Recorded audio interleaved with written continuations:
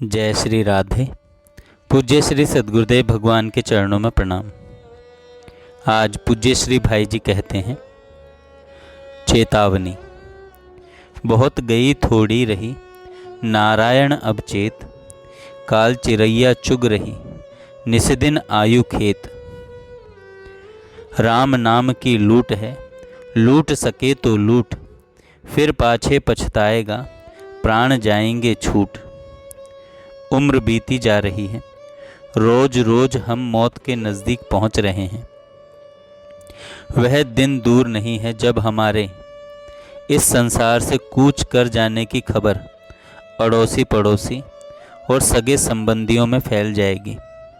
उस दिन सारा गुड़ गोबर हो जाएगा, सारी शान धूल में मिल जाएगी, सबसे नाता टूट जाएगा। जिनको मेरा मेरा कहते जीभ सूखती है, जिनके लिए आज लड़ाई उधार लेने में भी इनकार नहीं है, उन सबसे संबंध छूट जाएगा, सब कुछ पराया हो जाएगा। मन का सारा हवाई महल पल भर में गिर जाएगा। जिस शरीर को रोज धो पोंछकर सजाया जाता है, सर्दी गर्मी से बचाया जाता है, जरा सी हवा से परहेज किया जाता है, सजावट में तनिक सी कसर मन में संकोच पैदा कर देती है, वह सोने जैसा शरीर राख का ढेर होकर मिट्टी में मिल जाएगा। जानवर खा जाएंगे या तो मल बन जाएगा। सड़ेगा तो कीड़े पड़ जाएंगे, सड़ेगा तो कीड़े पड़ जाएंगे। यह सब बातें सत्य, परम सत्य होने पर भी हम उस दिन की दयनीय दशा को भूलकर याद नहीं करते। यही बड़ा अचरज है।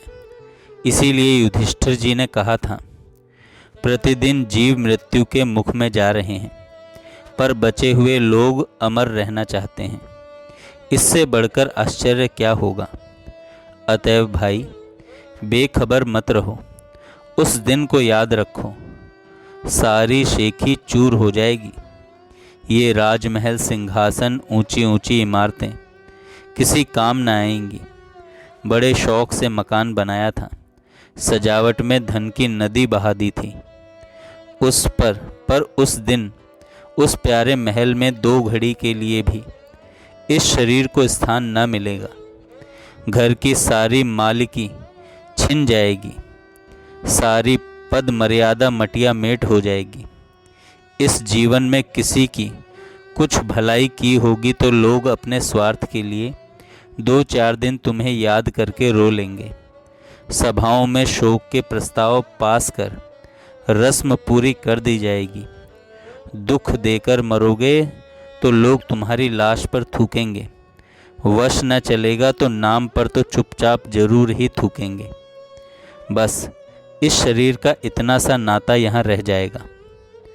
अभी कोई भगवान का नाम लेने को कहता है तो जवाब दिया जाता है कि भाई, मरने की भी फुर्सत नहीं है, काम से वक्त ही नहीं मिलता। पर याद रखो, उस दिन अपने आप फुर्सत मिल जाएगी, कोई बहाना बचेगा नहीं, सारी उछल कूद मिट जाएगी। तब पछताओगे और रोगे कि फिर पछताए का बने जब चिड़िया चुग गई खेत। मनुष्य जीवन को भगवान को प्राप्त करने का एकमात्र साधन था। मनुष्य जीवन जो भगवान को प्राप्त करने का एकमात्र साधन था, उसे तो यूं ही खो दिया। अब बस रो लो, तुम्हारी गफलत का यही नतीजा ठीक ही तो है।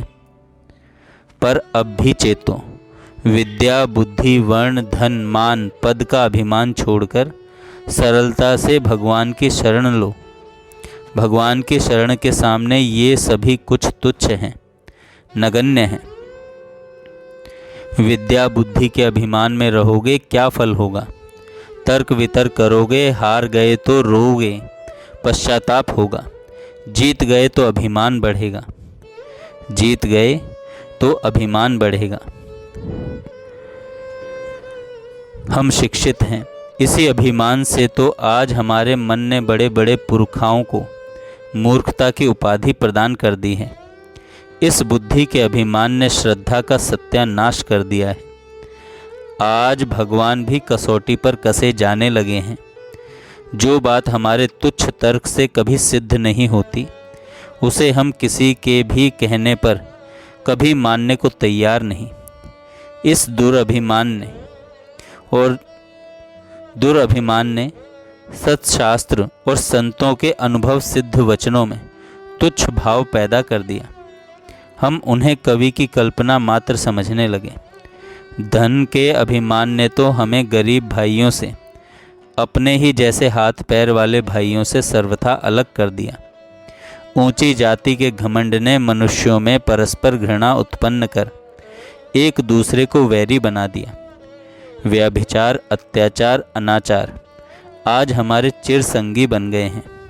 बड़े से बड़े पुरुष आज हमारी तुली नपी अक्ल के सामने परीक्षा में फेल हो गए।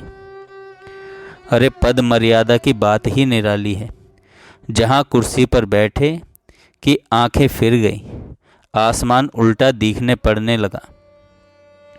2 दिन की परतंत्रता मूलक हुकूमत पर इतना घमंड, 4 दिन की चांदनी पर इतना इतराना। अरे रावण हिरण्यकश्यपु सरीखे धरती तोलने वालों का पता नहीं लगा, फिर हम तो किस बाग की मूली हैं। सावधान हो जाओ, छोड़ दो इस अभिमान को, छोड़ दो इस अभिमान को। जोड़ दो मन उस अनादिकाल से नित्य बजने वाली मोहन की महामायाविनी किंतु माया नाशिनी मधुर मुरली ध्वनि में, और मोड़ दो निश्चयात्मिका बुद्धि की गति को निज नित्य निकेतन नित्य सत्य आनंद के द्वार की ओर। जय श्री राधे। जय श्री राधे। पूज्य श्री सद्गुरुदेव भगवान के चरणों में प्रणाम। आज पूज्य श्री भाई जी कहते हैं,